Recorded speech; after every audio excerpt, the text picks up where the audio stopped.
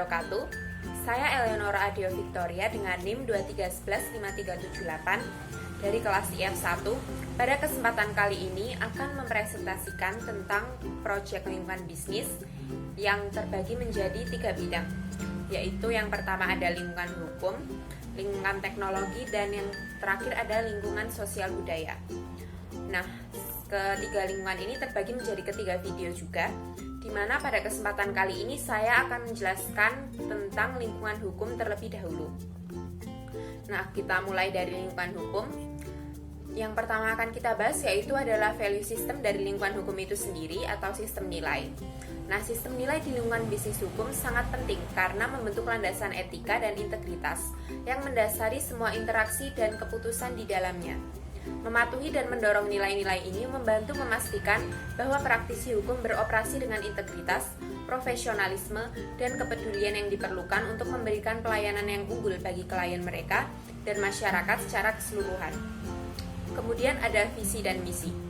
Visi dan misi dalam lingkungan bisnis hukum adalah fondasi yang mengatur prinsip-prinsip, nilai-nilai, dan tujuan yang akan dikejar oleh firma hukum atau departemen hukum perusahaan. Nah, untuk visi itu sendiri, visi dalam bisnis hukum adalah gambaran jangka panjang tentang arah yang ingin dicapai oleh firma hukum atau departemen hukum perusahaan. Visi ini bukan hanya tentang menjadi sukses secara finansial, tetapi juga tentang peran yang ingin dimainkan dalam masyarakat dan industri hukum secara keseluruhan. Visi tersebut haruslah inspiratif dan memotivasi semua anggota tim untuk bergerak maju. Hal ini bisa berupa aspirasi untuk menjadi penggerak perubahan dalam sistem hukum, menjadi pemimpin dalam penegakan keadilan, atau memberikan pelayanan hukum yang inovatif dan terjangkau bagi semua lapisan masyarakat. Lalu untuk misinya, misi dalam bisnis hukum merinci cara firma hukum atau departemen hukum perusahaan akan mencapai visinya. Misi ini menetapkan langkah-langkah konkret yang akan diambil untuk mewujudkan tujuan jangka panjang. Hal ini meliputi komitmen untuk memberikan pelayanan hukum yang berkualitas tinggi, mendukung klien dalam mencapai tujuan hukum dan bisnis mereka, serta berkontribusi pada keadilan sosial dan kemajuan masyarakat secara umum. Lalu yang ketiga ada kekuatan utama hubungan bisnis. Hubungan bisnis yang kuat dalam bisnis hukum dibangun di atas kepercayaan dan keandalan. Klien mempercayai firma hukum atau departemen hukum perusahaan untuk menangani masalah hukum mereka dengan profesionalisme dan integritas. Keandalan dalam memberikan hasil yang konsisten dan tepat waktu juga menjadi faktor penting dalam mempertahankan hubungan bisnis yang baik. Lalu diikuti dengan image dan brand perusahaan.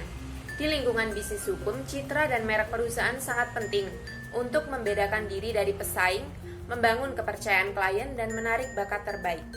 Reputasi perusahaan adalah aset yang paling berharga dalam bisnis hukum. Ini mencakup sejarah keberhasilan, kredibilitas, dan integritas firma hukum atau departemen hukum perusahaan. Reputasi ini dapat diperkuat melalui testimoni klien, rekam jejak dalam penyelesaian kasus-kasus penting, dan pengakuan dari lembaga atau publikasi industri. Lalu ada budaya perusahaan. Budaya perusahaan dalam lingkungan bisnis hukum adalah inti dari identitas dan cara bekerja suatu firma hukum atau departemen hukum perusahaan. Budaya tersebut mencerminkan nilai-nilai, norma, dan perilaku yang dianut oleh anggota tim dan dapat memiliki dampak besar pada kualitas layanan yang diberikan, kepuasan klien, serta kesejahteraan karyawan. Budaya perusahaan yang kuat dalam bisnis hukum menekankan pada integritas yang tinggi dan etika profesional. Praktisi hukum diharapkan untuk bertindak dengan kejujuran, keadilan, dan menjunjung tinggi standar moral yang tinggi dalam semua interaksi mereka. Karena hukum adalah landasan pekerjaan mereka, budaya perusahaan dalam bisnis hukum menekankan pada kepatuhan yang ketat terhadap hukum dan regulasi yang berlaku. Setiap tindakan dan keputusan harus selaras dengan prinsip-prinsip hukum dan keadilan. Untuk selanjutnya ada sumber daya manusia. Sumber daya manusia, terutama dalam lingkungan bisnis hukum, sangat penting karena kualitas dan kompetensi praktisi hukum memengaruhi secara langsung kemampuan perusahaan untuk memberikan layanan hukum yang berkualitas dan memenangkan kepercayaan klien. Praktisi hukum harus memiliki kualifikasi dan kompetensi yang sesuai dengan spesialisasi dan tuntutan pekerjaan mereka. Ini termasuk latar belakang pendidikan yang kuat, pengalaman yang relevan, serta pengetahuan mendalam tentang bidang hukum tertentu. Memperhatikan aspek-aspek ini dalam manajemen SDM di lingkungan bisnis hukum akan membantu perusahaan untuk membangun tim yang kuat, produktif, dan berkinerja tinggi yang mampu memberikan layanan hukum yang unggul kepada klien mereka. Selanjutnya ada physical resource dan technical capabilities. Di lingkungan bisnis hukum, sumber daya fisik dan kemampuan teknis memainkan peran yang penting dalam mendukung operasi sehari-hari serta memberikan layanan hukum yang efektif dan efisien kepada klien. Kantor fisik merupakan aset penting bagi firma hukum atau departemen hukum perusahaan.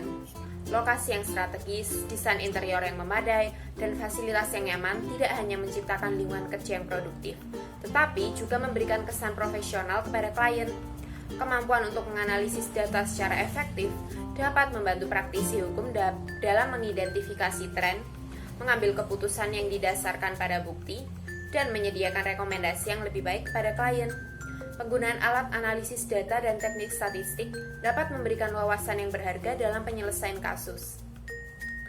Nah, setelah penjelasan tentang lingkungan internal tadi, kita akan mulai masuk ke penjelasan tentang lingkungan eksternalnya yang berperan dan mempengaruhi dalam lingkungan bisnis hukum ini. Kita mulai dari lingkungan mikro.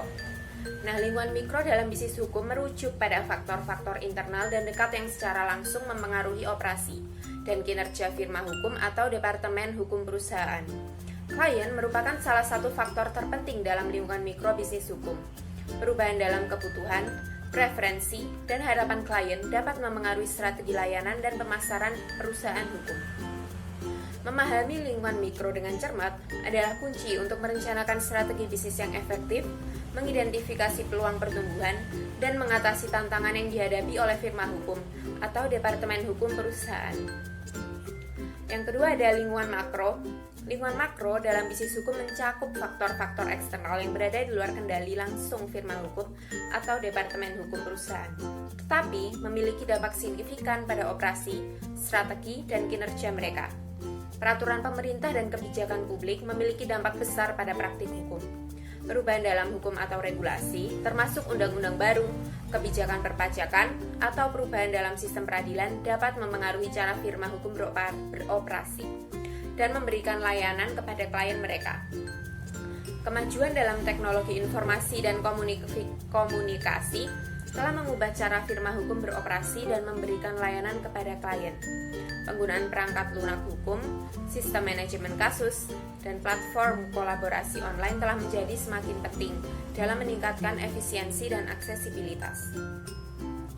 Lalu setelah lingkungan eksternal, sekarang kita akan masuk ke contoh-contoh studi kasus yang terjadi di lingkungan bisnis hukum. Nah, contohnya ada firma hukum XYZ adalah firma hukum yang memiliki spesialisasi dalam hukum lingkungan dan energi. Nah, mereka ini memiliki sejarah yang panjang dalam menangani kasus-kasus lingkungan yang kompleks. Namun, baru-baru ini pemerintah mengumumkan rencana untuk mengubah regulasi lingkungan yang signifikan. Nah, firma hukum XYZ ini pun perlu melakukan penyesuaian internal untuk memastikan bahwa mereka memiliki keterampilan dan pengetahuan yang diperlukan untuk memberikan layanan hukum yang berkualitas dalam konteks regulasi baru. Ini mungkin melibatkan pelatihan tambahan untuk staf, perekrutan spesialis baru, atau investasi dalam perangkat lunak hukum yang dapat membantu mereka dalam penelitian dan manajemen kasus. Dengan memahami dampak dari perubahan regulasi pemerintah dan faktor-faktor lingkungan lainnya, firma hukum ini dapat merencanakan strategi yang tepat untuk mengatasi tantangan dan memanfaatkan peluang yang muncul. Ini melibatkan kerjasama erat dengan klien untuk memahami kebutuhan mereka, serta penyesuaian internal untuk memastikan bahwa mereka tetap kompetitif dan relevan dalam lingkungan bisnis yang berubah-ubah. Lalu yang terakhir ada izin dan legalitas usaha. Nah, izin dan legalitas usaha dalam lingkungan bisnis hukum sangat penting karena firma hukum harus mematuhi berbagai peraturan dan regulasi yang berlaku untuk menjalankan praktik hukum dengan sah dan etis. Ini banyak yurisdiksi. Advokat harus memperoleh lisensi atau izin khusus dari otoritas hukum setempat sebelum mereka diizinkan untuk berpraktik. Ini sering melibatkan lulus ujian hukum negara dan memenuhi persyaratan lain yang ditetapkan oleh badan pengawas atau asosiasi advokat setempat. Firma hukum juga harus mematuhi kode etik profesional yang ditetapkan oleh Asosiasi Advokat setempat atau Badan Pengawas Hukum. Ini mencakup standar perilaku etis, kewajiban terhadap klien, dan tanggung jawab terhadap masyarakat dan keadilan. Memastikan bahwa firma hukum memenuhi semua persyaratan izin dan legalitas yang relevan adalah kunci untuk menjalankan praktik hukum yang sah dan membangun kepercayaan klien. Langkah-langkah ini juga membantu melindungi firma dari resiko hukum dan finansial yang tidak perlu. Nah, demikian untuk penjelasan lingkungan hukum. Untuk penjelasan lingkungan lainnya bisa dilihat di video selanjutnya. Terima kasih. Wassalamualaikum warahmatullahi wabarakatuh.